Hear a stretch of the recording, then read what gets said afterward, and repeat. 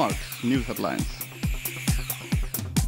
রাজধানী মোহাম্মদপুরে বেড়িবাঁধ এলাকায় আইন শৃঙ্খলা রক্ষাকারী বাহিনীর সঙ্গে বন্দুকযুদ্ধে নিহত একজন নব্য জেএমবি শীর্ষ নেতা নুরুল ইসলাম মারজান, দাবি পুলিশের।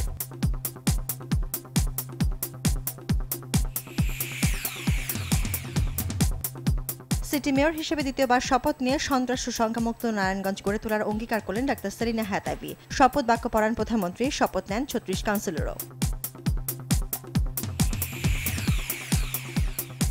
কৃষি জমি ও পরিবেশের কথা মাথায় রেখে যত্রতত্র কারখানা না করতে সংশ্লিষ্টদের প্রতি নির্দেশনা দিলেন প্রধানমন্ত্রী শেখ হাসিনা। বলেন, দেশে বিনিয়োগ বান্ধব অর্থনৈতিক পরিবেশ গড়ে তুলতে সরকার সচেতন।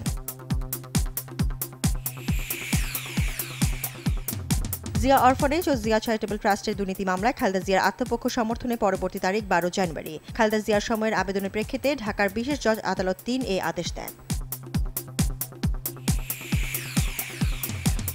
কথায় কথা নির্বাচন বর্জনকারীরা গণতন্ত্র চায় না, এই কথা জানিয়ে সৈয়দ আশরাফ বললেন, নির্বাচনী ক্ষমতা হস্তান্তরের একমাত্র পথ। তথ্যমন্ত্রী জানালেন, দেশের সাংবিধানিক সংকট তৈরি করতে নতুন করে ষড়যন্ত্র করছে বিএনপি। বিএনপির শান্তিপূর্ণ কর্মসূচিতে বাধা দিয়ে সংঘাতের দিকে ঠেলে দিচ্ছে সরকার, এমন অভিযোগ বিএনপি মহাসচিবের। দাবি করলেন, সারা দেশে হামলার পর নয়াপল্টনে বিএনপি অফিসের সামনে প্রজন মল্লিক তাণ্ডব চালিয়েছে।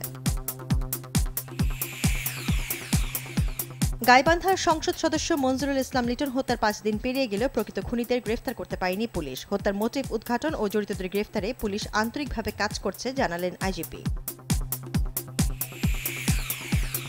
একটি স্বার্থান্বেষী মহল গুলশান সিটি কর্পোরেশন মার্কেটে আগুনের ঘটনার অপপ্রচার চালাচ্ছে, অভিযোগ আনিসুল হকের। ক্ষতিপূরণ চেয়ে ডিসিসি মার্কেটেই ব্যবসার দাবি ব্যবসায়ীদের। ঢাকার মার্কেটগুলোতে নাশকতার আশঙ্কা সাইদ খোকনের।